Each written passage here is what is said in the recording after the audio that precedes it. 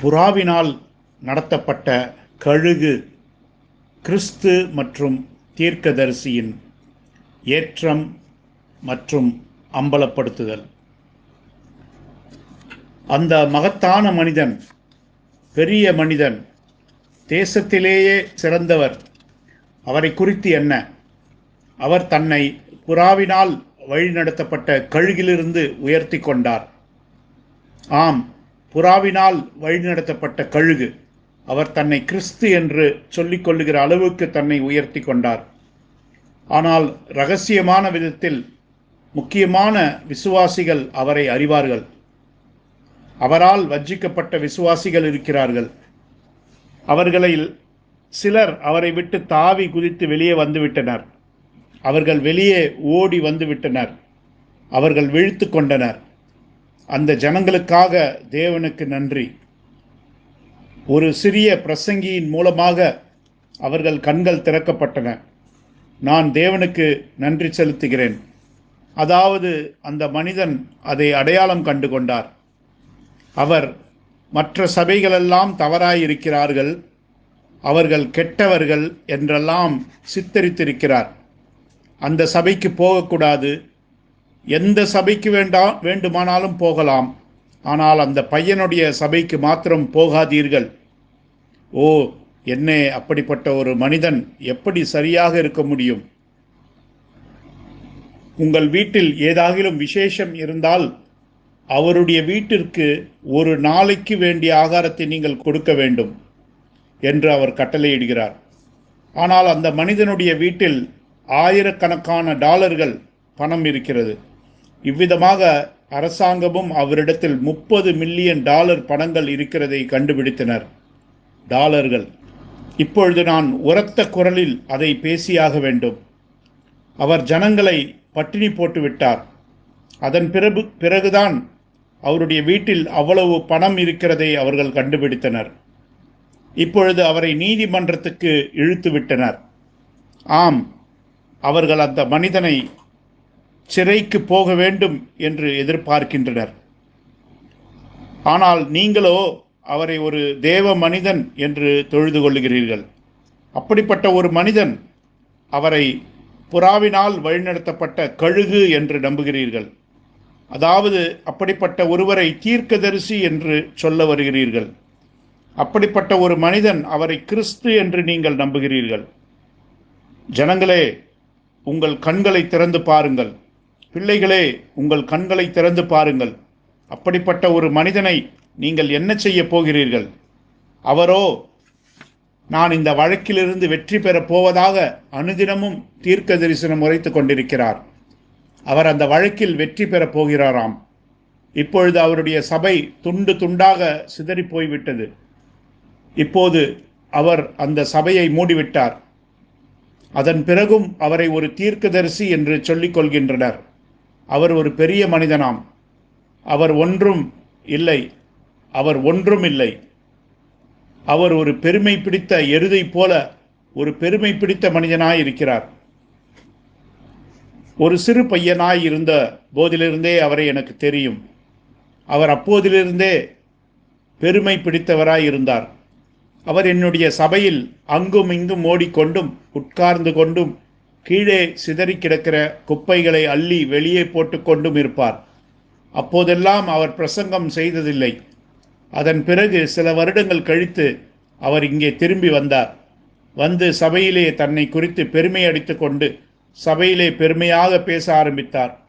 தேவனுடைய வார்த்தைக்கு புறம்பாக பேச ஆரம்பித்தார். ஓ ஆம், நான் என்ன பேசுகிறேன் என்று எனக்கு தெரியும். அதன் பிறகு அவர் ஒரு படி உயர்ந்து ஆகாய விமானத்தில் பிரயாணம் பண்ண ஆரம்பித்தார். அதன் பிறகு ஆகாய விமானத்தில் ஒரு வெளிப்பாட்டை பெற்றுக்கொண்டார். அவர் புறாவினால் வழி நடத்தப்பட்ட ஒரு கழுகு என்று, ஒரு கள்ள தீர்க்கதரிசி. அவர் அந்த கோட்டை தாண்டி விட்டார். அவருக்கு எந்த வாய்ப்பும் இருப்பதாக நான் நம்பவில்லை. சற்று நேரம் காத்திருங்கள். ஒரு கள்ள தீர்க்கதரிசிக்கு உங்கள் ஆத்துமாவை விற்று போட்டு விடாதீர்கள். ஒருவேளை என்ன நடந்து கொண்டிருக்கிறது என்று நீங்கள் அறியாமல் இருக்கலாம். ஆனால் இப்பொழுது அவர்களுக்கு சபை இல்லை. ஒருவேளை உங்களுக்கு தெரியாமல் இருக்கலாம். வாலிப பிள்ளைகளே, வாலிப பையனே, சகோதரியே, உனக்கு அது தெரியாமல் இருக்கலாம். சிறிய சகோதரா, ஒருவேளை உனக்கு அது தெரியாமல் இருக்கலாம். நீங்கள் பின்பற்றுகிற தீர்க்கதரிசி அப்படிப்பட்டவர்தான். இப்படிப்பட்ட ஒரு தீர்க்கதரிசியை நீங்கள் எப்படி பின்பற்ற முடியும்? மேலும் இது போன்ற அநேகர் இருக்கின்றனர். அவர்களுடைய அம்பலப்படுத்துதல்கள் வந்து கொண்டிருக்கிறது. அதை குறித்து சிந்தித்து பாருங்கள். அதன் பேரில் தியானியுங்கள். மிகவும் முட்டாளாக இருக்காதீர்கள். வாலிபனே, சகோதரியே, முட்டாளாக இருக்காதீர்கள். வயதான பெண்மணியே, முட்டாளாக இருக்காதீர்கள். இதனாலே உங்கள் ஆத்துமாவுக்கு கேடு விளைவிக்கப் போகிறீர்கள். ஆம், ஒரு கள்ள தீர்க்கதரிசியை கிறிஸ்து என்று நினைத்து கொண்டு உங்கள் ஆத்துமாவை சூறையாட இடம் கொடுக்காதீர்கள். உங்கள் வேதத்தை வாசித்து பாருங்கள். எத்தனை கள்ள தீர்க்கதரிசிகளும் எத்தனை கள்ள கிறிஸ்துகளும் அங்கே இருக்க போகிறார்கள் என்று மத்தேயு 24 லூக்கா 21 இன்னும் மற்ற வேத வாக்கியங்களிலும் ஆராய்ந்து பாருங்கள். நீங்கள் இப்பொழுது ஒன்றைதான் பெற்றிருக்கிறீர்கள், ஆனால் அவர்கள் லட்சக்கணக்கில் இருக்கின்றனர். இப்பொழுதெல்லாம் எல்லாருமே தீர்க்கதரிசி தான். அவர்கள் எல்லாம் உலகம் முழுவதும் ஓடிக்கொண்டிருக்கிறார்கள். நீங்கள் எங்கே போனாலும் அங்கே ஒரு தீர்க்கதரிசியை பார்க்கலாம். ஆகவே திருவாளர் அவர்களே, நீங்கள் இனிமேலும் மறைந்திருக்க முடியாது. நான் எந்த பெயரையும் சொல்லவில்லை. தம்பி, நீங்கள் என்னை காவல் நிலையத்தில் இழுத்து கொண்டு போவீர்கள். அந்த அளவுக்கு மோசமான ஆள்தான் நீர். ஆனால் நான் யாரை குறித்து பேசுகிறேன் என்று உமக்கே தெரியும். நான் சற்று ஓய்வெடுத்து கொண்டிருக்கிறேன். அதன் பிறகு சற்று கடினமாக நான் கத்துகிறேன். ஆனால் அந்த கள்ள தீர்க்கதரிசி அதை கேட்க வேண்டும். அவர் யார் என்று அவருக்கே தெரியும். விளையாட்டு தீர்க்கதரிசி மற்றும் பொய்யன். அவர் உலகம் முழுவதும் ஓடிக்கொண்டிருக்கிறார். அவர் ஒரு மகத்தான தேவ மனிதன். அவர் ஒரு விளையாட்டு தீர்க்கதரிசி. அவர் விளையாட்டுகளை பார்ப்பதற்காக அங்கே ஓடுகிறார். சில மிகப்பெரிய விளையாட்டுக்கள். பிள்ளையே, நீங்கள் எங்கும் செல்லப் போவதில்லை. சகோதரா, நீங்கள் எங்கும் செல்லப் போவதில்லை. சகோதரி, நீ எங்கும் செல்லப் போவதில்லை. ஆம், அந்த ஒரே ஒரு தீர்க்கதரிசி குறித்துதான் நான் பேசிக்கொண்டிருக்கிறேன். நான் சொல்லுவது உண்மையா இல்லையா என்று நீயே பார். நீயே அதை விசாரித்து கேள். நான் உண்மையைத்தான் சொல்லுகிறேன் என்பதை நீ அறிந்து கொள்ள வேண்டும். இந்த மனிதனால் சில பெரிய மனிதர்களும் வஞ்சிக்கப்பட்டிருக்கிறார்கள். அப்படி வஞ்சிக்கப்பட்டவர்களை எனக்கு தனிப்பட்ட விதத்தில் தெரியும். அவர்களுடைய வலது கரம்தான் அவர்கள். ஆம், அவர்களில் சிலர் பின்வாங்கி போய்விட்டனர். இந்த மனிதனை குறித்து அவர்கள் அநேக காரியங்களை அறிந்து கொண்டனர். காவல்துறையும் அவரை குறித்து அநேக காரியங்களை விசாரிக்கும்படி வந்திருக்கிறது. நான் அதை குறித்து பேசப் போவதில்லை. ஆனால் அது பொதுமக்களுக்கு தெரியும். எல்லாருக்கும் அது தெரியும். அவருடைய சபை மூடப்பட்டு விட்டது. அவர் ஒரு நபரை குறித்து மிகவும் கேவலமான விதத்தில் வதந்தியை பரப்புகிறார். ஆம், அவர் சொல்லுகிறார், அந்த மனிதன் தன்னை தீர்க்கதரிசி என்று நம்புகிறார் என்று. அவர் பொய் சொல்லுகிறார். சகோதரனே, இந்த மனிதன்தான் தன்னை ஒரு தீர்க்கதரிசி என்று நம்புகிறவர். வேண்டுமென்றால் சவாலுக்கு வரச் சொல்லுங்கள். சவாலுக்கு வரச் சொல்லுங்கள், பார்ப்போம். தேவன் உன்னை ஒதுக்கி வைத்து விட்டார். நீ நரகத்துக்குத்தான் போகிறாய். நீ எழுந்திருக்க முடியாது. நீ தேவனால் தண்டிக்கப்பட்டு விட்டாய். தேவன் உன்னை ஒதுக்கி வைத்து விட்டார். நீ ஏராளமான மக்களை வஞ்சித்து விட்டாய். சிலர் விழுந்து போனார்கள். நீ புருஷர்களுக்கு மனைவியை அனுமதிப்பதில்லை. நீதான் அதற்கு அங்கீகாரம் வழங்க வேண்டும். ஏ நாயே, ஒரு மனிதனுக்கு மனைவி தேவை என்றால் நீதான் அங்கீகாரம் வழங்க வேண்டுமா? இல்லை என்றால் அவனுக்கு கிடைக்காதா? மக்கள் பின்னிட்டு விழுந்தார்கள். அவர்கள் இச்சிக்க ஆரம்பித்தார்கள். அவர்கள் பின்வாங்கி போனார்கள். அதன் பிறகு அங்கே ஒரு கூட்டம் ஆண் புணர்ச்சிக்காரர்கள் உன் சபையில் இருக்கிறார்கள். உன் சபையில் ஏன் அவ்வளவு ஆண் புணர்ச்சிக்காரர்கள் இருக்கிறார்கள் என்று நினைக்கிறாய்? அவர்கள் அங்கே பிரம்மச்சரிய பிரமாணத்தை கொண்டு வந்த பொழுது அவர்கள் தனிமையாய் ஜீவிக்கும்படி கட்டளையிடப்பட்டிருக்கிறார்கள். அதனால்தான் அவர்கள் ஆண் புணர்ச்சியில் ஈடுபட ஆரம்பிக்கிறார்கள். அதே காரியம்தான் உன்னுடைய சபைக்கு நடந்தது. இதுவரைக்கும் உனக்கு அறிவே கிடையாது. நீ ஒரு சிறு பையனாய் இருக்கும் பொழுதிலிருந்து, தம்பி, உன்னை எனக்கு நன்றாக தெரியும். கஞ்சா புகைத்து கொண்டும் புகையிலை மென்று கொண்டும் நீ வசித்து வந்த உன்னுடைய வீட்டிற்கு பக்கத்திலேயே நான் சபை நடத்தி கொண்டிருந்தேன். ஓ, நீ நினைக்கிறாய் நான் அதையெல்லாம் கவனித்து விட்டேனோ என்று. ஆம், என் மனதில் அதெல்லாம் நன்றாக நினைவில் இருக்கிறது. அந்த நாட்களை நான் நினைவு கூறுகிறேன். நீ தேவனுக்கு விரோதமாக செய்த குற்றங்கள் எனக்கு நினைவிருக்கிறது. தேவனுக்கு விரோதமாக செய்த குற்றங்கள். இப்பொழுது நீ சீக்கிரமாக உன்னுடைய கல்லறைக்கு போய்க் கொண்டிருக்கிறாய். மேலும் நீ நரகத்துக்கு போய்க் கொண்டிருக்கிறாய். ஓ ஆம், நீ சீக்கிரத்தில் உன்னுடைய கல்லறைக்கும் நரகத்துக்கும் போய்க் கொண்டிருக்கிறாய். ஏனென்றால் நீ உன்னை தேவன் என்று நீண்ட காலமாக உரிமை கோரிக்கொண்டிருக்கிறாய். ஓ ஆம், நான் சொல்லுவதை குறித்து நீ சிரிக்கலாம். நான் சொல்லுகிறேன், நான் சொல்லுவதை குறித்து நீ சிரிக்கலாம். உன்னுடைய நேரம் வந்து கொண்டிருக்கிறது. நீ சீக்கிரமாக நரகத்துக்கு போகிறாய். நீ நரகத்துக்கு போகும் அளவுக்கு நீ சிரிக்கப் போகிறாய்.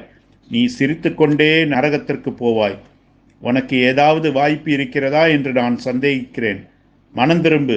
ஆம், உம்முடைய பையன்கள், உம்முடைய பிள்ளைகள், அவர்களை குறித்து என்ன? அவர்களும் இதே முறையைத்தான் எடுத்துக்கொண்டார்களா? தங்கள் தலைவருக்கு என்ன நடக்கப் போகிறது என்று அவர்கள் பார்க்கட்டும். தங்கள் தீர்க்கதரிசிக்கு என்ன சம்பவிக்கப் போகிறது என்று அவர்கள் பார்க்கட்டும். இல்லை, நானும் எந்த தீர்க்கதரிசியும் இல்லை. நீயும் எந்த தீர்க்கதரிசியும் இல்லை. மேலும் நீ எந்த தேவனும் இல்லை. எந்த கிறிஸ்துவும் இல்லை. ஆமேன், ஆமேன், ஆமேன். இல்லை, அதை நான் இன்னும் சற்று அதிகமாக கூற முடியும். இன்னும் சற்று அதிகமாக. ஆனால் நான் சற்றே என்னுடைய தொண்டைக்கு ஓய்வு கொடுக்கட்டும். ஆமேன். இப்பொழுது இந்த தேவ தீர்க்கதரிசியை, அந்த புறாவினால் வழிநடத்தப்பட்ட கழுகை குறித்து நான் இன்னும் பேசி முடிக்கவில்லை. உங்களால் அதை கற்பனை செய்து பார்க்க முடிகிறதா? எனக்கு அது குமட்டலை உண்டு பண்ணுகிறது. ஓ ஆம், ஒரு தூங்கும் டீக்கனிலிருந்து ஒரு வெறுப்பு நிறைந்த கள்ள போதகர் வரை. மேலும் இன்னொரு கிரீன் டீ, இன்னொரு கிரீன் டீ அங்கே இருக்கிறது. நீங்கள் போதுமான அளவுக்குத்தான் அந்த கஷாயம் குடிக்க வேண்டும். நீங்கள் அந்த சித்த மருத்துவருக்கு செவிகொடாமல் நிறைய கிரீன் டீ பருகினால் நீங்கள் மிகப்பெரிய சிக்கலில் அகப்பட்டுக் கொள்வீர்கள். ஆம், அந்த மனிதன் தான் இதுவரை சந்தித்தவர்களில் மிகவும் மோசமான பெருமை கொண்டவன். ஆம், அந்த மனிதன் நான் இதுவரை சந்தித்தவர்களில் மிகவும் மோசமான பெருமை கொண்டவன். கடந்த 30 அல்லது 40 வருடங்களாக அவன் ஜனங்களை வெறுக்கிறான். அவன் உண்மையான தேவனுடைய தீர்க்கதரிசியை வெறுக்கிறான். அவன் அவரை வெறுக்கிறான். உங்களுக்கு தெரியும் நான் எதை குறித்து சொல்லுகிறேன் என்று எனக்கு தெரியும். மேலும் நான் ஜனங்களுக்கு சொல்லுகிறேன். ஆம், அவன் ஒரு பெரிய சபைக்கு போதகராக இருக்கிறான். அதை ஒரு வயதான மனிதனிடத்திலிருந்து அவன் பறித்து கொண்டான். அந்த மனிதனும் அதே காரியத்துக்காக மக்களுக்கு எதிராக இருந்தான். அவனும் தீர்க்கதரிசியை வெறுத்தான். ஓ ஆம், அந்த மனிதன் ஒரு முட்டாளை போல மரித்தான். ஆனாலும் அவன் ஒரு தாழ்மையான மனிதனாக இருந்தான். ஆம், தேவனுடைய வார்த்தையை மறுதலித்துவிட்டு என்னதான் தாழ்மையாக இருந்தாலும் என்ன பிரயோஜனம்? ஓ ஆம், ஓ ஆம். அதன் பிறகு அந்த மனிதன் எதிர்பாராத நேரத்தில் அவனுடைய சபையை அபகரித்து கொண்டு விட்டான். அவன் அந்த சபையில் ஒரு டீக்கனாய் இருந்து பெஞ்சில் உட்கார்ந்து தூங்கிக் கொண்டிருப்பான். ஜனங்களை கவனிக்க வேண்டிய அவன் அங்கே உட்கார்ந்து தூங்கிக் கொண்டிருப்பான். ஒரு சிறு பையனாக நான் இருந்த பொழுது நான் அந்த சபைக்கு செல்வதுண்டு. அப்பொழுது இந்த டீக்கன் ஆவி இல்லாத மனிதன், பரிசுத்தமில்லாத மனிதன், பகைக்கிற ஒரு மனிதன். அவனை நான் கவனிப்பதுண்டு. அவன் மக்களை பகைக்கிறவன். ஆனாலும் தன்னை ஒரு தேவ மனிதன் என்று அழைத்துக் கொள்கிறான். அவ்விதமாக இந்த மனிதன் அந்த போதகருடைய பிரசங்க பீடத்தை பிடித்து கொண்டான். அவன் இப்பொழுது ஒரு தீர்க்கதரிசியாய் இருக்கிறானா என்று நான் ஆச்சரியப்படுகிறேன். ஆம், ஒருவேளை நான் காரில் சென்று கொண்டிருந்தால், நான் அந்த பக்கம் அந்த காரில் பயணிக்கிறேன் என்று அவனுக்கு தெரிந்தால் அவன் என்னிடத்தில் வம்பிழுப்பான். அவன் என்னிடத்தில் சண்டைக்கு வருவான். அவன் எவ்வளவு மோசமானவனாய் இருந்தான். அப்படிப்பட்டவன் இப்பொழுது எங்கோ பாஸ்டர் ஆகிவிட்டான். உங்களுக்கு தெரியும், எங்கோ ஒரு இடத்தில் அந்த கஷாயத்தை நான் அடையாளம் காட்ட விரும்பவில்லை. ஆனால் அவன் இன்னும் உயிரோடு இருக்கிறான். இன்னும் உயிரோடு இருக்கிறான். அவன் அந்த ஜனங்களை எல்லாம் தனக்கு கீழாக வைத்திருக்கிறான். அந்த ஜனங்களுக்கு அவனுடைய ஆவியை குறித்து தெரியாது. அந்த மனிதன் எப்படிப்பட்ட மனிதன் என்று அவர்கள் யாருக்கும் தெரியாது. அவனுக்குள்ளாக எப்படிப்பட்ட ஒரு பகை இருக்கிறது என்று யாருக்கும் தெரியாது. ஆனால் இங்கே அவன் ஒரு பாஸ்டரை வைத்து ஒரு பெரிய கூட்டத்தை நடத்த விரும்பினான். அவன் இன்னொரு தீர்க்கதரிசி, அவர்கள் ஒரு தீர்க்கதரிசியை கொண்டு வருகிறார்கள். சுற்றிலும் இருக்கிற ஜனங்களை கூட்டி சேர்க்கிறார்கள். அதன் பிறகு அவனை எங்கோ ஆகாயத்தில் மிதக்க விடுகிறார்கள். நான் ஒரு பெரிய மனிதன் என்று சொல்லிக்கொண்டு அவனும் அப்படியே ஆகாயத்தில் மிதக்க ஆரம்பித்து விடுகிறான். ஆம், உனக்கு சில மக்களை பார்க்க பிடிப்பதில்லை, ஏனென்றால் நீ அவர்களுக்கு விரோதமாய் இருக்கிறாய். சென்ட்ரல் என்று அழைக்கப்படுகிற அந்த இடத்தில் அப்படிப்பட்ட தேவ மனிதர்களை தான் நீங்கள் பெற்றிருக்கிறீர்கள். மேலும் கடைசி கால செய்தி விசுவாசிகளில் அநேகர் வடக்கிலிருந்து குடிபெயர்ந்து தெற்கு நோக்கி இங்கே வருகிறார்கள். ஏனென்றால் சென்ட்ரலில் இருக்கிற சில மக்கள் மத்தியிலே தேவன் சத்தியத்தை உடையவராய் இருக்கிறார். அவர்கள் சென்ட்ரலுக்கு அருகே குடிபெயர்ந்து வந்து விட்டார்கள். இஸ்ரேல் போல எப்படி பாலஸ்தீனர்கள் இஸ்ரேலை சுற்றி இருக்கிறார்களோ அதுபோல. மேலும் இந்த மாயமாலக்காரர்கள், நல்லது, நான் அவன் நல்ல பையன் என்று சொல்ல வேண்டும், ஏனென்றால் இது வலைதளத்தில் செல்ல போகிறது. ஒரு நல்ல பையன், நான் வலைதளத்தில் அப்படித்தான் சொல்ல வேண்டும். உங்களுக்கு தெரியும், அவர் ஒரு நல்ல பையன். ஆம், ஏனென்றால் கூட்டம் கூடும் பொழுது அவருக்கும் சபையில் சிலர் இருக்கிறார்கள். ஆனால் அவர்களுக்கு எவ்வளவு மக்கள் இருக்கிறார்கள் என்று என்னால் சொல்ல முடியாது. அவர்கள் தேவனுடைய பிள்ளைகள். அதை குறித்து பெருமை அடித்து என்ன பிரயோஜனம்? இன்னும் மற்ற இடங்களில் உங்களுக்கு எவ்வளவு பேர் இருக்கிறார்கள் என்று. அங்கிருந்து சில மைல் தூரம் இன்னொன்று இருக்கிறது, சில மைல் தூரத்திலேயே இருக்கிறது. இன்னொருவர் சபைக்கு அருகில் இருந்தவர், அவர் மரித்து விட்டார். ஆகவே எண்ணிக்கையை வைத்து எடை போடாதீர்கள். பெருமை, பொய் பேசும் கஞ்சா ஆசாமி, தீர்க்கதரிசி மற்றும் கிறிஸ்து. அந்த பெரிய வாயை உடைய அந்த மனிதனுக்கு என்ன நடந்தது என்று நீங்கள் பார்க்கிறீர்களா? அவனுக்கு அதிக கூட்டம் உண்டு என்று உரிமை கோரிக்கொள்கிறான். அவன் தான் பெரியவன் என்று உரிமை கூறிக்கொள்கிறான். அவன் தனக்கு யாருமே தேவையில்லை என்று அறிக்கை விடுகிறான். அவன் ஒரு ராஜாவை போல் இருக்கிறான். ஒரு சாப்பாட்டு பொட்டலம் வாங்கி தரும்படி கட்டளையிடுகிறான்.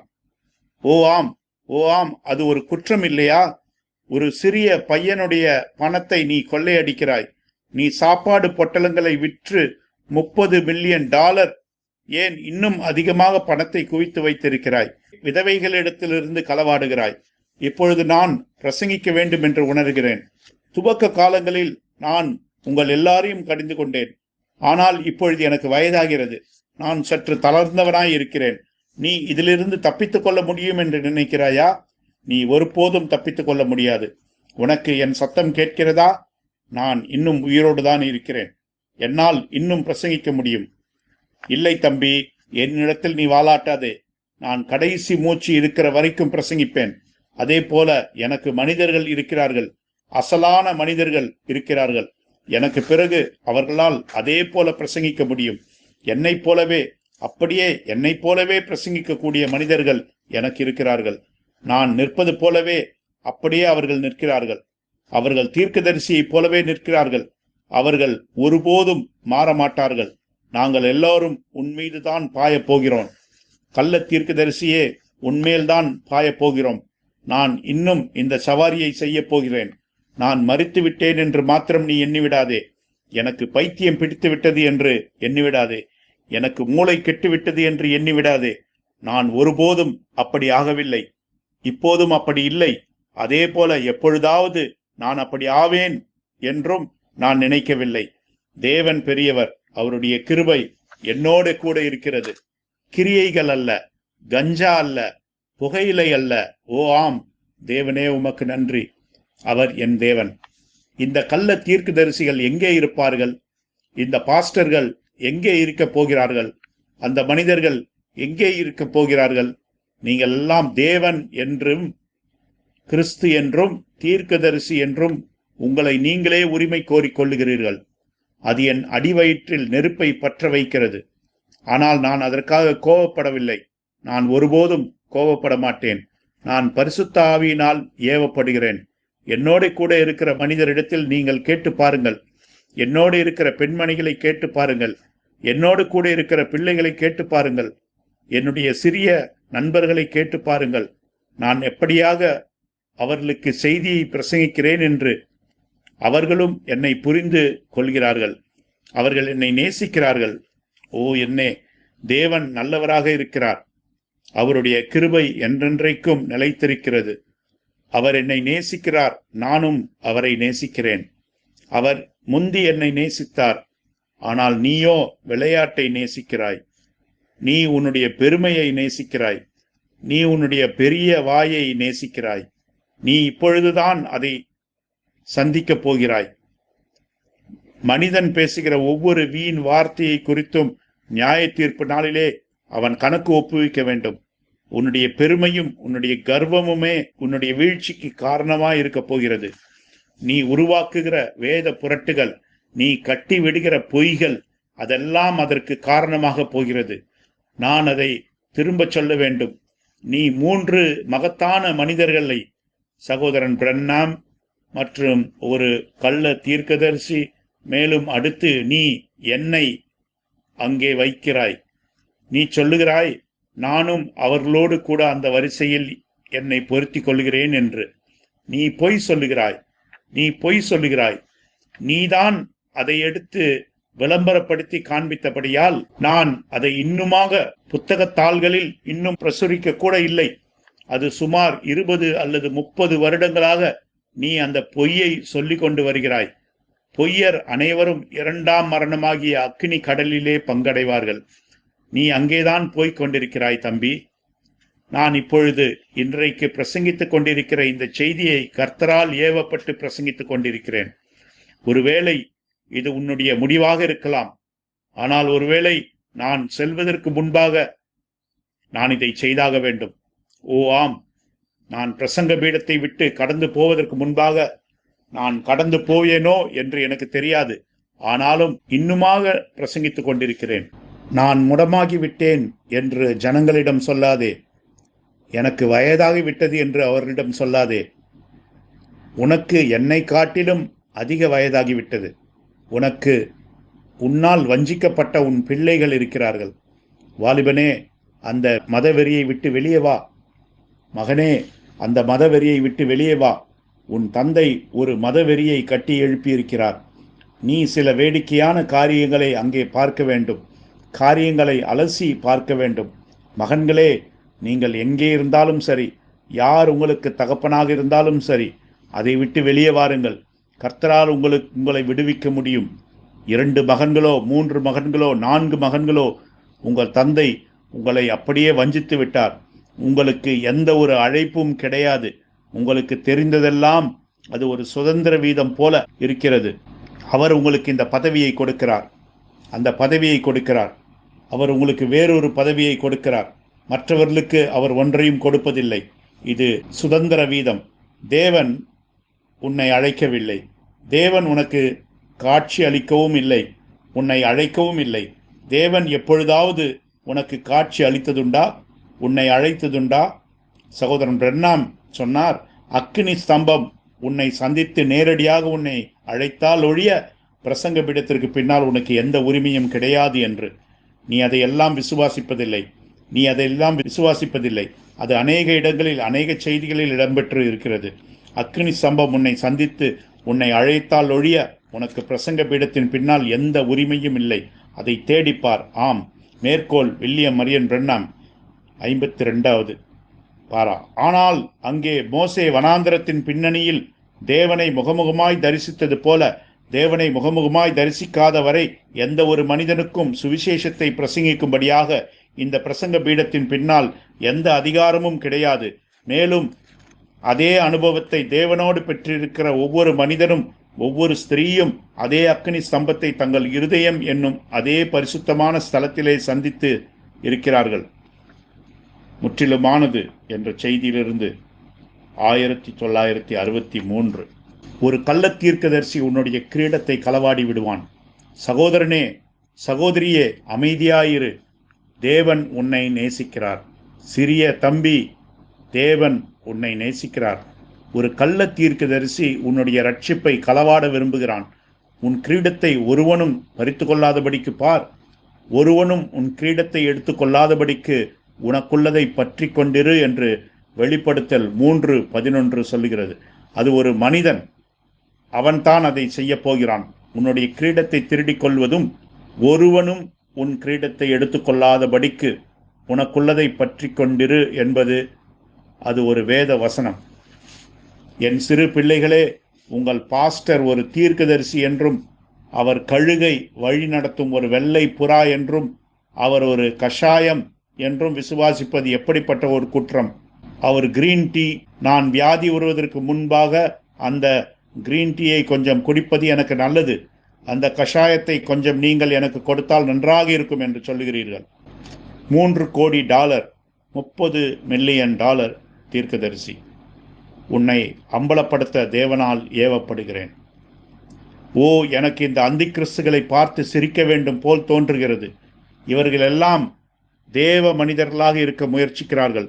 $3 கோடி பணத்தை சேர்த்து வைத்துக்கொண்டு அதே நேரத்தில் ஜனங்களை பட்டினி போட்டு விளையாட்டு காட்டி கொண்டிருக்க முயற்சிக்கிறார்கள்.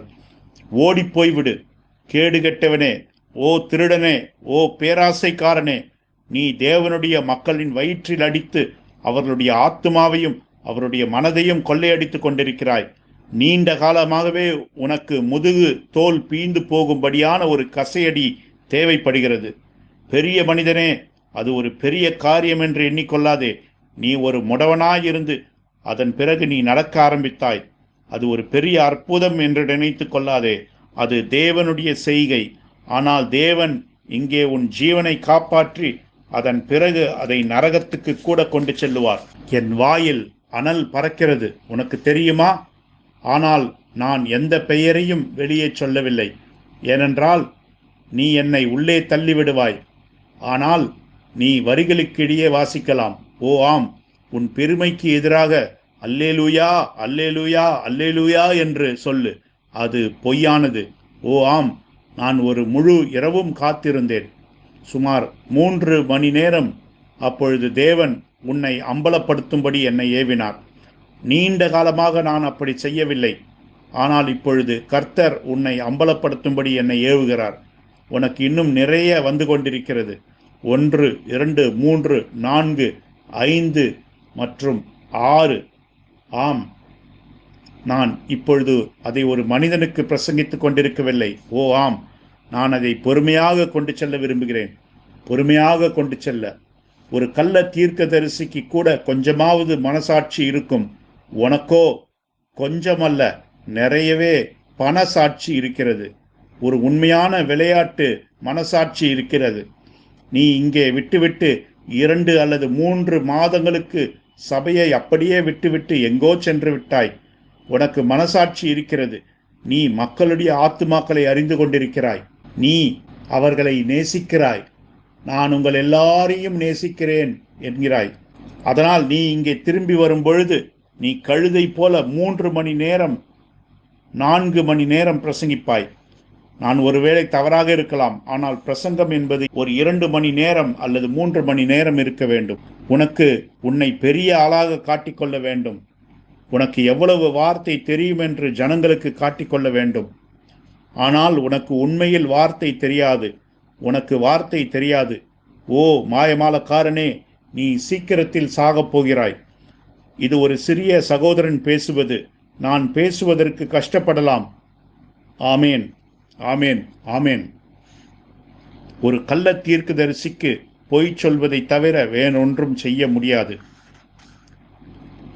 ஏன் அந்த நல்ல தீர்க்கதரிசி மக்களை அவர்களுடைய பணத்துக்காக அவ்வளவாய் நேசிக்கிறவர், ஆனால் ஜனங்களுக்கு சத்தியத்தை சொல்ல மாட்டார்? விளையாட்டுக்காக உலகம் முழுவதும் சுற்றி வருகிற ஒரு மனிதன் இன்னும் மற்ற செயல்களில் ஈடுபடுவார்.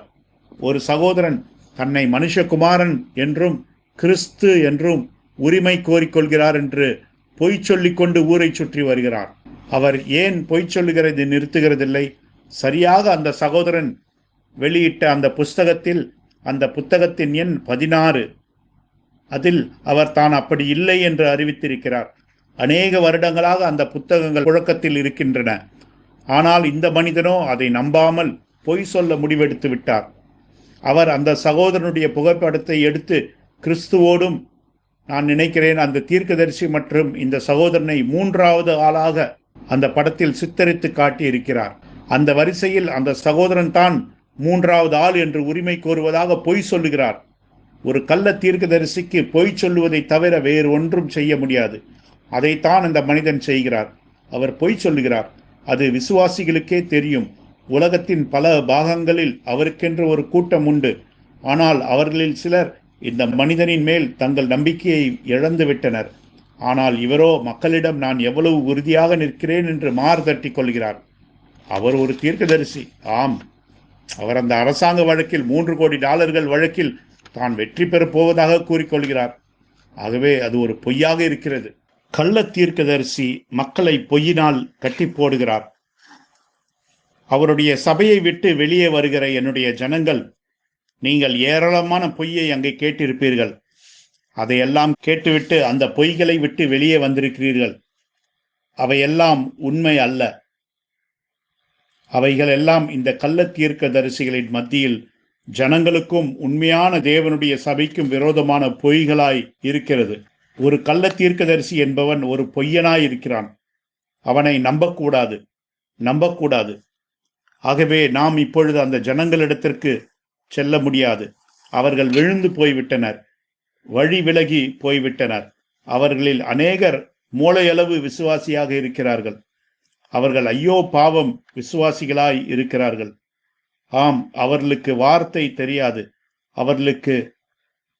அவர்களுடைய வேதம் தெரியாது, அவர்களுக்கு மேற்கோள்கள் தெரியாது. ஓ ஆம், மேலும் இந்த மக்கள் அவர்களில் சிலர் திருமணம் செய்து கொள்ள விரும்பிய காரணத்திற்காக உதைத்து வெளியேற்றப்பட்டிருக்கிறார்கள். அவர்கள் திருமணம் செய்து கொள்வதற்கு முன்பாக இவர் வெளிப்பாட்டை பெற்றுக்கொள்ள வேண்டுமாம். இவர் ஒரு பிறவி பொய்யர். தீர்க்கதரிசி அப்படி கற்பிக்கவில்லை. அவர் அப்படி பிரசங்கித்ததில்லை. இவர் எங்கிருந்து இந்த உபதேசத்தை கொண்டு வருகிறார்? கள்ள தீர்க்க தரிசனம். ஆம், அவர் முதலாவது நரகத்திற்கு செல்ல போகிறார். ஆம், அவர் மனம் திரும்ப விரும்பாத ஒரு பெருமை பிடித்த மனிதன். ஆகவே அவர் சீக்கிரத்தில் தன் பாவங்களில் மரிப்பார். ஆம், நீங்கள் சொல்லுகிறீர்கள் அது ஒருபோதும் அப்படி. இனிமேல் அவரை ஒன்றும் சொல்லாதீர்கள் என்று. ஆனால் நான் அவருக்கு முழு கடிந்து கொள்ளுதலை கொடுக்க வேண்டும். தேவன் அப்படி விரும்புகிறார். தேவன் என்னை எழுப்பி நான் என்ன செய்ய வேண்டும் என்று அவர் எனக்கு சொன்னார். நான் அவருக்கு கீழ்ப்படிய வேண்டும். ஆம், இவருடைய கள்ள தீர்க்க தரிசனத்தின் காரணமாகவும் கள்ள உபதேசத்தின் காரணமாகவும் அநேக மக்கள் சிதறிப் போயிருக்கிறார்கள். மேலும் சரியாக நமக்கு பக்கத்திலேயே ஒரு நல்ல பையன் இருந்தான். அவன் சத்தியத்தை விரும்பினான். ஆனால் நான் நினைக்கிறேன் அவர்கள் இந்த மனிதனிடத்திலிருந்து ஏராளமான பொய்யை கேள்விப்பட்டிருக்கின்றனர். அதாவது நான் ஒரு மனுஷகுமாரன் என்றும் நான் ஒரு கிறிஸ்து என்றும் சொல்லிக் கொள்வதாக. ஆம், அது அநேக வருடங்களாக சென்று கொண்டிருக்கிறது. மேலும் அது சில விசுவாசிகளுக்கும் கடந்து சென்றது. ஆம், இப்பொழுது அவர்களுக்கு என்ன சொல்லி இருக்கிறார் என்றால், நீங்கள் சபைக்கு போங்கள், எந்த சபைக்கு வேண்டுமோ போங்கள், அவர்களை சந்தியுங்கள். ஆனால் அந்த ஒரு மனிதன் இருக்கிறாரே, தன்னை மனுஷகுமாரன் என்றும் கிறிஸ்து என்றும் சொல்லிக் கொள்கிறவர், அங்கு மாத்திரம் போய்விடாதீர்கள் என்று. உங்களால் அதை யூகித்து பார்க்க முடிகிறதா? ஆகவே இதைத்தான் ஒரு கள்ள தீர்க்கதரிசி செய்கிறான். பொய் மற்றும் தன்னுடைய சொந்த வழியை பெற்றிருப்பது. ஆம், மேலும் உங்கள் எல்லாருக்கும் தெரியும், அந்த மனிதர் விபச்சாரத்தில் இருக்கிறார் என்று. விபச்சாரத்தில் ஜீவிக்க விரும்புகிற ஒரு கள்ள தீர்க்கதரிசி. அவர்கள் அதையெல்லாம் மறைத்து வாழ்க்கை நடத்தி கொண்டிருக்கிறார்கள். ஆம், சமீபத்தில் வேறு ஒரு தீர்க்கதரிசி கூட அதே அக்கிரமத்தை செய்து கொண்டு வந்தார். மேலும் ஒரு ஸ்திரீயோடு கூட பாவத்தில் வாழ்ந்து கொண்டிருந்தார். மேலும் அவர் அதை மூடி மறைப்பார். கேடுகெட்ட இந்த ஆள் ஒரு பிரசங்கி. அவரை கேட்ட பொழுது அவர் அப்படியெல்லாம் ஒன்றும் இங்கே நடக்கவில்லை, நான் எதுவுமே செய்யவில்லை, நான் ஒரு போர்வையின் கீழாக இருந்தேன் என்கிறார். இப்பொழுது அந்த காரியத்தை எப்படி குறிப்பிட வேண்டும் என்று நீங்கள் எதிர்பார்க்கிறீர்கள்? நல்லது என் சகோதரனே, என் சகோதரியே, நீ ஒரு பொய்யான பிரசங்கியை பெற்றுக்கொள்கிறாய். நான் அமைதியாக இருக்க வேண்டும் என்று எப்படி எதிர்பார்க்கிறாய்? இல்லை, நீ ஒரு உண்மையான தேவனுடைய ஊழியக்காரனாக இருந்தால் உன்னால் இதையெல்லாம் பார்த்து கொண்டு அமைதியாக இருக்க முடியாது. ஆம், ஆனால் பாவம் இந்த மனிதன் ஒரு வாலிபன் சில விசுவாசிகளோடு சேர்ந்து கொண்டு இன்னும் சில விசுவாசிகள் சேர்ந்து சென்று அவர்கள் சந்திக்கின்றனர். எனக்கு தெரியும், அவர்கள் மிகவும் உத்தமமானவர்கள். சகோதரர்கள் சென்று அவர்களை சந்தித்தனர். அவர்கள் மிகவும் அருமையாக பேசினார். ஆனால் நான் நினைக்கிறேன், அவர்கள் அந்த தீர்க்கதரிசி சொன்னதை கேட்டதினால் என்னை குறித்து அவர்களுக்கு ஒரு பயம் உண்டாகி இருக்க வேண்டும் என்று. ஓ ஆம், ஆப்பிரிக்காவில் இந்த தீர்க்கதரிசிகள் தான் பெரிய ஆட்கள். அவர்கள் தங்களை தேவன் என்று உரிமை கோரிக்கொள்வார்கள். ஆம், அவர்கள் மக்கள் தங்களை வணங்க வேண்டும் என்று கேட்டுக்கொள்வார்கள். சபையார் அவர்களை ஆராதிக்க வேண்டும். அதே காரியம்தான் மற்ற இடங்களில் கூட சென்று கொண்டிருக்கிறது. அங்கே தீர்க்கதரிசிகளுக்கு மேல் தீர்க்கதரிசிகள், தீர்க்கதரிசிகளுக்கு மேல் தீர்க்கதரிசிகள், தீர்க்கதரிசிகளுக்கு மேல் தீர்க்கதரிசிகள். எனக்கு அவர்களை பார்த்தால் சிரிக்கத்தான் தோன்றுகிறது. ஆம், அவர்கள் என்னையும் அதே படகில் ஏற்றிவிட பார்க்கிறார்கள். ஆனால் அவர்களால் அதை செய்ய முடியாது. ஏனென்றால் நான் அதை மறுதலித்து நீண்ட நாட்களுக்கு முன்பே அறிக்கை விட்டுவிட்டேன். ஆனால் இன்னுமாக இப்படிப்பட்டவர்கள் பொய் சொல்லிக் கொண்டிருக்கிறார்கள். ஆம், ஒரு கள்ள தீர்க்கதரிசிக்கு பொய் என்பது சர்வ சாதாரணம். ஓ ஆம், ஆம், ஆம். பலவீனமான பிரசங்க பீடங்கள், வேத வசனத்திற்கு புறம்பான உடை அலங்காரம், அவர்களை அம்பலப்படுத்துவதற்கான தைரியத்தை தேவன் எனக்கு கொடுத்திருப்பதற்காக நான் தேவனுக்கு நன்றி செலுத்துகிறேன். மேலும் அவர்களை அம்பலப்படுத்த தேவையான பலனையும் தேவன் எனக்கு கொடுத்திருக்கிறார். அவர்கள் நான் வியாதியுற்று விட்டேன் மற்றும் எனக்கு பைத்தியம் பிடித்து விட்டது என்று நினைக்கிறார்கள். அவர்கள் பிரசங்க பீடத்தில் நின்று கொண்டு தேய்ந்த ரெக்கார்டு போல அதையே மீண்டும் மீண்டும் சொல்ல விரும்புகிறார்கள். ஆம், மேலும் சகோதரனே, இந்த மனிதன் வியாதியுற்றது நல்லது என்று அவர்கள் நினைக்கிறார்கள். இல்லை, நாம் சகோதரன் பிரண்ணாமுக்கு ஒத்த ஜீவியம் ஜீவித்துக் கொண்டிருக்கிறோம். அந்த தீர்க்கதரிசி, அந்த வார்த்தைக்கு ஒத்த ஜீவியம் அவர்களுக்கு நம்முடைய சபைக்கு வருவதென்றால் கசக்கிறது. இல்லை, இந்த சபையானது இஸ்ரவேலை போல அவர்களுக்கு மத்தியில் அமைந்திருக்கிறது. ஆனால் அவர்களோ இந்த சபையை வெறுக்கிறார்கள், இந்த விசுவாசிகளை வெறுக்கிறார்கள். நம்முடைய விசுவாசிகள் தகுதியாக உடை உடுத்தி இருக்கிறதை அவர்கள் பார்க்கும் பொழுது அதனால் அவர்கள் இடரல் அடைகிறார்கள். அவர்கள் ஒன்று குட்டை பாவாடை அணிவார்கள் அல்லது உடலை ஒட்டிய உடை அணிவார்கள். ஆனால் அவர்களுக்கு எந்த உடை உடுத்த விருப்பமோ அதை அவர்கள் உடுத்துவார்கள். அது எப்படி இருந்தாலும் அவர்களுக்கு கவலை இல்லை. அது அவர்களை பரலோகத்துக்கு கொண்டு போவதில்லை. இப்பொழுது பிரசங்க பீடம் பலவீனமாய் இருக்கும் பொழுது இதெல்லாம் அவர்களுக்கு ஒரு காரியம். ஆம், அவர்களோ கடல் கன்னி போன்று உடை அணிகிறார்கள். நான் சொல்லுவது உங்களுக்கு புரிகிறதா? அவர்கள் கடல் கன்னியை போல உடலை ஒட்டிய உடையை உடுத்தி கொண்டு வெளியே வருகிறார்கள். அவர்கள் குட்டை பாவாடைகள் அணிகிறார்கள், உடலை ஒட்டிய உடையை அணிகிறார்கள். ஆனால் சகோதரன் பிரண்ணாம் அந்த இறுக்கமான உடைகளை கண்டனம் செய்திருக்கிறார். அவர்தான் தீர்க்கதரிசி. ஆகவே நான் இந்த வீடியோவில் ஒரே ஒரு பெயரைத்தான் உச்சரிக்கிறேன், அதுதான் வில்லியம் பிரண்ணாம். அந்த தீர்க்கதரிசி ஒரு மகத்தான மனிதன், ஒரு தாழ்மையான மனிதன். ஓ ஆம், மரித்தவர்கள் 5 பேரை உயிரோடு எழுப்பியிருக்கிறார். பல லட்சம் ஜனங்களை சுகமாக்கி இருக்கிறார். இதையும் நான் சொல்லி ஆக வேண்டும். ஜனங்களுடைய பெயர்களை பகுத்தறிந்திருக்கிறார். அவர்களுக்கு இருந்த வியாதிகளை பகுத்தறிந்து அவர்கள் சுகமானார்கள் என்று அறிவித்தார். அவருடைய ஆதரவாளர்கள் எங்கே? இன்று அதையெல்லாம் செய்கிறார்கள். ஒரு கூட்டம் பொய்யர்கள். அவர்கள் அதையெல்லாம் செய்வதில்லை. இந்திய தலைவனின் பொய்கள். எங்கள் உபதேசத்தை சோதித்து பாருங்கள். ஆகவே தேவ ஜனங்களே, நீங்கள் எல்லாரும் ஒரு நல்ல மனநிலையில் வெளியே வந்திருக்கிறீர்கள் என்று, மேலும் சத்தியத்தை விட்டு பயந்து ஓடும் அளவுக்கு அந்த மனிதனுடைய பொய்களோடு கூட நீங்கள் வரவில்லை என்று நம்புகிறேன். ஆம், தம்பிமார்கள் உங்களை குறித்து நீங்கள் மிகவும் நல்ல மக்கள் என்று சொன்னார்கள். அவர்களுக்கு உங்கள் மேல் நம்பிக்கை இருக்கிறது. உங்கள் சபையை பார்த்து கொள்ளுங்கள், தொடர்ந்து சபையை நடத்துங்கள். ஓ ஆம், உங்களுக்காக தேவனுக்கு நன்றி. தன்னை குறித்து அநேக உரிமை கோரல்களை கொண்டிருக்கிற அந்த மனிதன், தன்னை குறித்து வெகுவாக தம்பட்டம் அடித்துக் கொள்கிற அந்த மனிதனை விட்டு பிரிந்து நீங்கள் வெளியே வந்திருக்கிறீர்கள் என்று கேள்விப்பட்ட பொழுது நான் மிகவும் சந்தோஷமடைந்தேன். ஓ ஆம், அந்த மனிதனுடைய மிகப்பெரிய உரிமை கோரல்களை ஒரு பெரிய பட்டியலை நான் வைத்திருக்கிறேன். அவர் ஒரு இந்திய தலைவனாம். அவர் எந்த இந்திய தலைவனும் இல்லை. அவர் ஒரு டோக்லா இனத்தவர், ஆப்பிரிக்க இந்திய கலப்பினமான டோக்லா தலைவன். ஆம், 5 விதமான ஊழியத்திற்கும் அவர்தான் தலை என்று உரிமை கோரிக்கொள்கிறார். பொய். அதெல்லாம் நான் உங்களுக்கு சொல்ல போனால் அதற்கு நேரமே போதாது.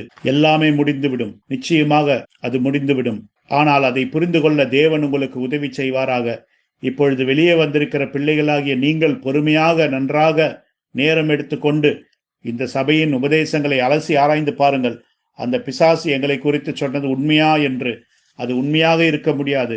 அவன் ஒரு கள்ள தீர்க்கதரிசி. ஆமேன், ஆமேன். என் சகோதரனே, கள்ள தீர்க்கதரிசி ராக் அண்ட் ரோல் இசையை உள்ளே கொண்டு வந்து விட்டான்.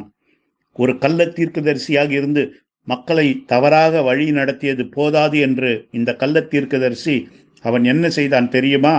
தேவனுடைய சபைக்குள்ளாக ராக் அண்ட் ரோல் இசையை உள்ளே கொண்டு வந்து விட்டான். அதை சகோதரன் பிரணாம் தன்னுடைய முழு இருதயத்தோடும் கண்டனம் செய்தார். மேலும் அவர் சொன்னார், ராக் அண்ட் ரோல் இசை ஆப்பிரிக்காவில் உள்ள அஞ்ஞானிகள் மத்தியில் அங்கிருந்து ஆரம்பிக்கப்பட்டது. ஆனால் மக்கள் அந்த இசையை எடுத்துக்கொண்டு ராக் அண்ட் ரோல் இசைக்கு நடனமாடுகிறார்கள் என்று. என்னை மன்னிக்கவும், உங்களுக்கு தெரியாதென்றால் அந்த ராக் அண்ட் ரோல் இசை அது என்ன என்று நான் உங்களுக்கு சொல்லட்டும். ஒருவேளை அது உங்களுக்கு ஏற்கனவே தெரிந்திருக்கலாம். ராக் அண்ட் ரோல் என்பது ஒரு பெண்ணின் மேல் படுத்துக்கொண்டு அல்லது அவளுக்கு பின்னால் அவளை கட்டி பிடித்து கொண்டு இப்படியும் அப்படியுமாக அசைத்து சற்று நேரம் கழித்து அப்படியே கட்டி புரளுவது. அதுதான் ராக் அண்ட் ரோல் இசை. ஆம், ஆகவே அது பாலியல் செய்கையோடு சம்பந்தப்பட்டது. அது சாத்தானோடு கூட சம்பந்தப்பட்டது. மேலும் அப்படிப்பட்டதை அவர்கள் சபைக்குள் கொண்டு வரும் பொழுது அது ஒரு பிசாசுடைய ஆவியாக இருக்கிறது. நீங்கள் அப்பாவி பெண்களை, நடனமாடும் பெண்களை பிடித்து கொண்டு கள்ள உபதேசத்துக்கு மேலாக, கள்ள தீர்க்கதரிசிகளுக்கு மேலாக இப்பொழுது அவர்கள் அசைந்தும் உருண்டும் நடனமாடுகிறார்கள். அவர்கள் பாடுகிறார்கள். ஏனென்றால் அந்த பாடல் ராக் அண்ட் ரோல் இசையில் இசையமைக்கப்பட்டிருக்கிறது. ஆகவே அவர்கள் நடனமாட ஆரம்பிக்கிறார்கள். அவர்கள் தங்கள் உடலை வளைத்து பாஸ்டருக்கு தங்களை காண்பிக்கிறார்கள். ஏனென்றால் பாஸ்டர் அதை விரும்புகிறார். ஆம், மேலும் அவர்கள் வளைந்து நெளிந்து உருளுகிறார்கள். அதனால்தான் நான் சொன்னேன், இந்த கள்ள தீர்க்கதரிசிகள் ராக் அண்ட் ரோலுக்கு சென்று விட்டார்கள் என்று. ஆம், மேலும் பையன்கள் அதை ஆரம்பித்த பொழுது, வாலிப பையன்கள், சகோதரன் பிரணாம் சொன்னார், அந்த பையன் நரகத்தின் பிள்ளையாக மாறிவிட்டான் என்று. அவன் ராக் அண்ட் ரோல் இசையை இசைத்து உலகம் முழுவதுக்கும் ராக் அண்ட் ரோல் இசையை கற்றுக் கொடுத்து விட்டான் என்று சொன்னார். அந்த பையன், அவன் மரித்து அவன் நரகத்துக்கு சென்று விட்டான். சகோதரன் பிரணாம் சொன்னார், அவன் ஒரு நரகத்தின் பிள்ளை என்று. நீங்கள் என்ன சொல்லுகிறீர்கள்? நரகத்திற்கு போகிறவர்களை நாங்கள் வெளியே வரும்படி அழைப்பதால் நாங்கள் தவறாக இருக்கிறோம் என்று சொல்லுகிறீர்கள். மேலும் சகோதரியே, அதை செய்யாதே, அதை நிறுத்து. அந்த நடனமாடுகிறவரோடு சேர்ந்து நீயும் நரகத்துக்குத்தான் செல்லுவாய். ராக் அண்ட் ரோல் இசையில் இந்த பாணியில் உன்னோடு சேர்ந்து தன் உடலை வளைத்து ஆடுகிற அந்த தீர்க்கதரிசியோடு சேர்ந்து நீயும் நரகத்திற்கு செல்லுவாய். அந்த மனிதனுக்கு வாலிப பெண்கள் தேவை. எல்விஸ் பிரெஸ்லி அவனும் பெண்களை விரும்பினான். அவன் அதை செய்த பொழுது, ஆம், அதை குறித்து சிந்தித்து பாருங்கள். நீங்கள் ஒருவேளை அதே போன்ற பழக்கங்களோடு அந்த மனிதனை விட்டு வெளியே வந்திருப்பீர்கள் என்றால் அவ்வளவுதான் உங்களுக்கு தெரியும். அது ஒரு பிரசங்க பீடத்தின் பலவீனம். ஒரு கிறிஸ்தவராய் இருக்கிற நீங்கள் குற்றமுள்ளவராய் உணர வேண்டும். கர்த்தர் உங்களை உணர்த்தி கொண்டிருக்கிறார். அவர்கள் இந்த காரியங்களை தவறாய் இருக்கிறது என்று உங்களுக்கு காண்பித்துக் கொண்டிருக்கிறார். அப்படியென்றால் அதை நிறுத்துங்கள். நீங்கள் குத்தப்பட்டு இருப்பீர்கள் என்றால் இனி அதை செய்யாதீர்கள். மேலும் சகோதரன் பிரணாம் சொன்னார், நீங்கள் குத்தப்படவில்லை என்றால் குத்தி உணர்த்துவதற்கு அங்கே ஒன்றுமே இல்லை என்று. அதாவது அந்த பரிசுத்த ஆவி. மேலும் சகோதரியே, பரிசுத்த ஆவியை பெற்றுக்கொள்ள முயற்சி செய். பரிசுத்த ஆவியை பெற்றுக்கொள்ள முயற்சி செய். உண்மையான தேவனுடைய முத்திரையின் பேரில் காத்திருத்தல்.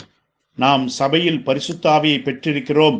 ஆனால் பெந்தேகோஸ்தே நாளில் வந்தது போன்ற தேவனுடைய முத்திரையை குறித்து நீங்கள் பேசும்பொழுது அது ஒரு வித்தியாசமான காரியமாக இருக்கிறது. மேலும் அது நிமித்தமாக ஜனங்கள் நாங்கள் பரிசுத்த ஆவியின் பேரில் விசுவாசம் வைப்பதில்லை என்று நினைக்கிறார்கள். இல்லை, நாங்கள் பரிசுத்த ஆவியில் விசுவாசம் வைத்திருக்கிறோம். ஆனால் பெந்தேகோஸ்தே நாளில் வந்தது போன்ற தேவனுடைய முத்திரையானது அது வித்தியாசமான பொருளாய் இருக்கிறது. ஆம், நாங்கள் அதற்காக காத்திருக்கிறோம். மேலும் பெந்தேகோஸ்தே நாளில் வந்தது போன்ற தேவனுடைய முத்திரையை நீங்கள் பெற்றுக்கொள்ளும் பொழுது 9 விதமான ஆவியின் வரங்கள் செயல்பாட்டில் இருக்கும். மரித்தவர் உயிரோடு எழுந்திருப்பார்கள்.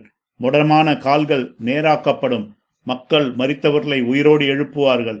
ஆம், அவர்கள் சகோதரன் பிரண்ணாமைப் போலவே உங்களுடைய இருதயங்களை பகுத்தறிவார்கள். பரிசுத்த ஆவியின் அபிஷேகத்தை பெற்றதற்கு அவர் ஒரு உதாரணமாக இருந்தார். உங்களால் முடிந்தால் இதை கிழித்தெறியுங்கள், பார்க்கலாம்.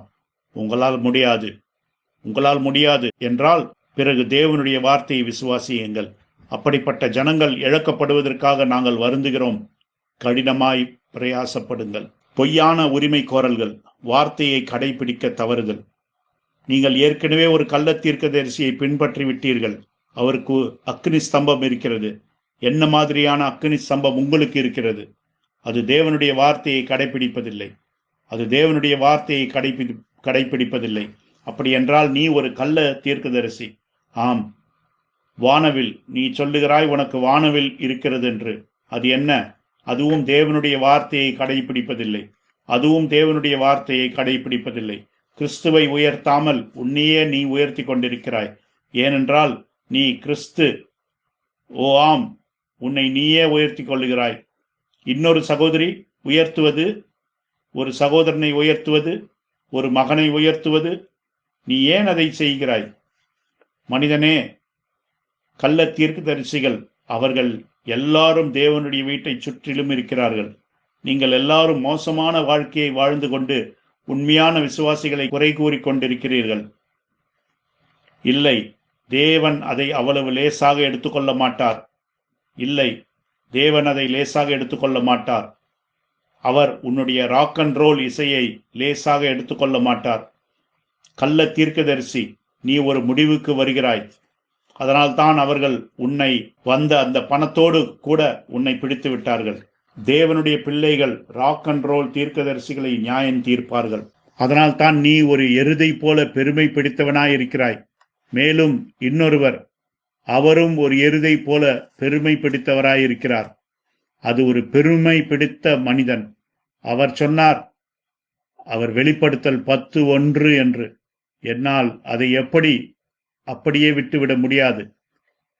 வெளிப்படுத்தல் 10:1 தம்பி, அது தேவனுடைய கிறிஸ்துவனுடைய இரண்டாவது வருகை. உனக்கு இன்னும் அதை உரிமை கோர வேண்டும். அது எதை காட்டுகிறது? நீ தூஷணம் செய்து விட்டாய் என்பதை காட்டுகிறது. நீ அதை 10-20 வருடங்களாக விடாமல் பிடித்து கொண்டிருக்கிறாய். உன்னுடைய எண்ணத்தை மாற்றிக்கொள். நீ ஒருபோதும் முயற்சி எடுத்ததே இல்லை. ஓ ஆம், மேலும் தேவன் உன்னை அழித்து போடுவார். மேலும் உன்னுடைய பிள்ளைகளையும் நீ அக்கினி கடலுக்குள் கொண்டு செல்வதை பார்க்கும் பொழுது மனதுக்கு வேதனையாயிருக்கிறது. நாங்கள் தான் உன் நீதிபதியாக இருப்போம். தேவனுடைய வீட்டார் உன்னுடைய நீதிபதியாக இருப்பார்கள்.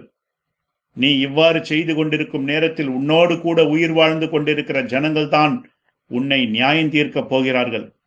நீ ஜீவித்துக் கொண்டிருக்கும் பொழுது கூட அவர்கள் உன்னுடைய நீதிபதியாக இருக்கப் போகிறார்கள். நான் ராக் அண்ட் ரோல் இசையை குறித்து சொல்கிறேன். நீ ராக் அண்ட் ரோல் இசையை நேசிக்கிறாய். அப்படி இருக்கும் பொழுது நீ இன்னொரு தீர்க்கதரிசியை கண்டனம் பண்ணுகிறாய். அந்த தீர்க்கதரிசி உன்னை கண்டனம் பண்ணுகிறார். உங்களுக்குள் ஒரு ஐக்கியம் இல்லை. ஓ ஆம், ஒரு கள்ள தீர்க்கதரிசியின் மனைவியின் மரணம். மேலும் அங்கே ஒரு தீர்க்கதரிசி இருக்கிறார், ஒரு வயதானவர். அவர் இன்னும் உயிரோடு இருக்கிறாரா எனக்கு தெரியாது. யாரோ அவருடைய மனைவியை கொன்று விட்டார்கள். மேலும் அவர் நீதிமன்றத்துக்கு சென்றார். அவர்கள் அவரை விசாரித்தனர்.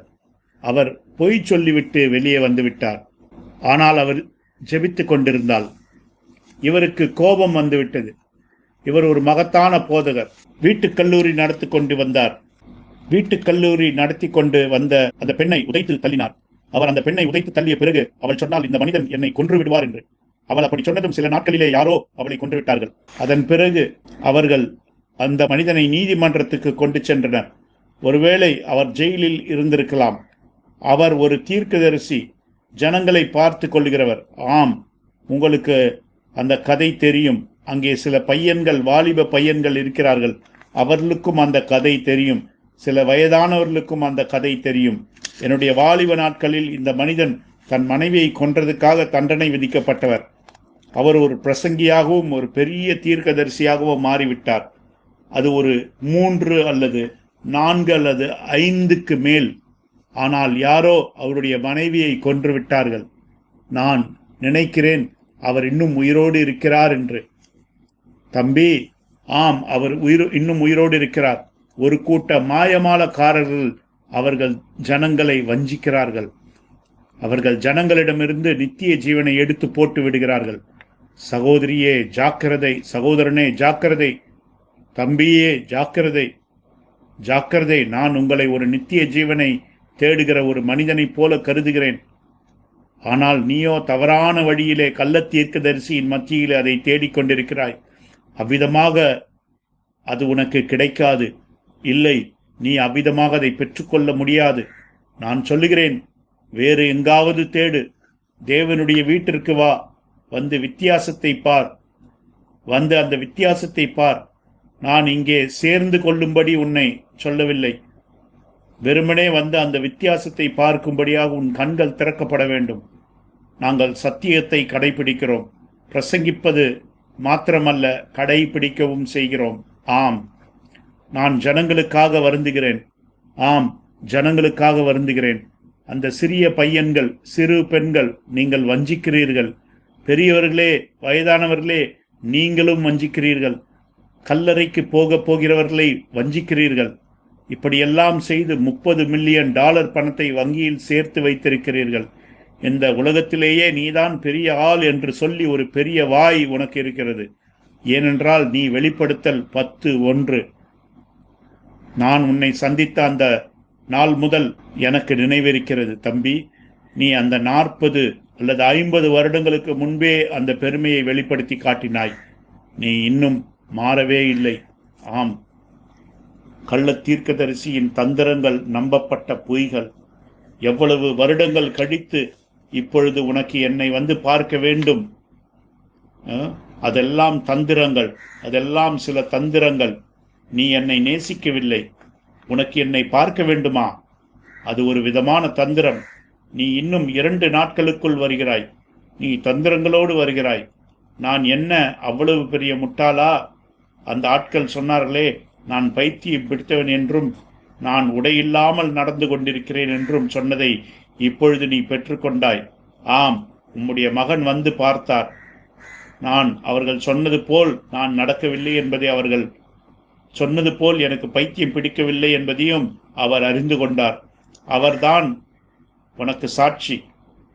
இப்பொழுது நீ சொல்லுகிறாய், அவர் எப்படி அப்படி சொல்ல முடியும் என்று. ஆனால் நீ அதை விரும்புகிறாய். என்னை குறித்து தவறாக சொல்லப்பட்டால் அதை நீ விரும்புகிறாய். ஆம், நீ தேவனாக வேஷம் போட்டுக்கொண்டு ஒரு மனிதனை நேசிக்க முடியாது தம்பி. நீ ஒரு தேவனாக வேஷம் போட்டுக்கொண்டு இந்த காரியத்தை என்னால் எளிதில் விட்டுவிட முடியாது. இன்னொருவர் தேவனாக வேஷம் போடுகிறார். அவர் தேவன். அவர் வெளிநாடுகளுக்கு சென்று ஜனங்களை வஞ்சிக்க முடியாது. அவரால் போக முடியாது. அவர் பணத்தை திருடுகிறவர். நீயும் திரும்பி போக முடியாது. ஏனென்றால் உன்னுடைய வழக்கு வந்து கொண்டிருக்கிறது. அவர்கள் உன்னை விசாரிக்கப் போகிறார்கள். நீ அந்த வழக்கில் ஜெயித்து விட்டாலும் நீ இன்னுமாக கள்ள தீர்க்கதரிசியாகத்தான் இருப்பாய். நீ வழக்கை ஜெயித்து விட்டால் அது நீ ஒரு தீர்க்கதரிசி என்பதை நிரூபித்து விடாது. அந்த இன்னொரு வயதானவர், அவர் இன்னும் ஒருவேளை ஜீவித்துக் கொண்டிருக்கலாம். யாரோ அவருடைய மனைவியை கொன்று விட்டார்கள். அவர்கள் அவரை நீதிமன்றத்தில் வைத்து விசாரித்தனர். ஆம், அது ஒரு பயங்கரமான குற்றம். ஒரு தீர்க்கதரிசி இன்னொரு தீர்க்கதரிசி அவர்கள் பொய் சொல்லுகிறார்கள். அவர்கள் நவநாகரிக தீர்க்கதரிசிகள். ஆம், அவர்கள் ராக் அண்ட் ரோல் தீர்க்கதரிசிகள். மக்களை தாறுமாறாக்குகிறவர்கள். நல்ல மக்களை அவர்கள் சத்தியத்துக்கு வர பயப்படுகிறார்கள். தேவ மனிதரிடம் வர பயப்படுகிறார்கள். தேவனுடைய வீட்டுக்கு வர பயப்படுகிறார்கள். ஓ ஆம், ஏனென்றால் அவர்கள் இங்கே வரக்கூடாது என்று நீ நினைக்கிறாய். வரக்கூடாது. தேவனுடைய வீட்டிற்கு அந்த ஜனங்கள் போய்விடக்கூடாது. வேறு எங்கு வேண்டுமானாலும் போகலாம், ஆனால் தேவனுடைய வீட்டிற்கு போகக்கூடாது. ஆனால் தேவனுடைய வீட்டில் இருக்கிற ஒவ்வொருவரும் அவர்கள் நியமிக்கப்பட்டு இருக்கிற வரைக்கும் தேவனுடைய வார்த்தைக்காக நிற்கிறார்கள். பின்வாங்கி போகிறார்கள். உங்களுக்கு பின்வாங்கி போகிறவர்களும் இருக்கத்தான் வேண்டும். ஓ ஆம், உங்களுக்கு பின்வாங்கி போகிறவர்களும் இருக்க வேண்டும். நாங்கள் அவர்களை ஏற்கனவே உங்களுக்கு காட்டிவிட்டோம். தன்னுடைய பிள்ளைகளோடு மகன்களோடு கூட வந்த அந்த கும்பலைப் போல, குடும்பத்தைப் போல அவர்கள் பின்வாங்கி போனார்கள். ஆனால் பிசாசு அவர்களை பிடித்து கொண்டான். பிசாசு பிடித்தவர்கள் எல்லாரும் பிசாசோடு கூட செல்வார்கள்.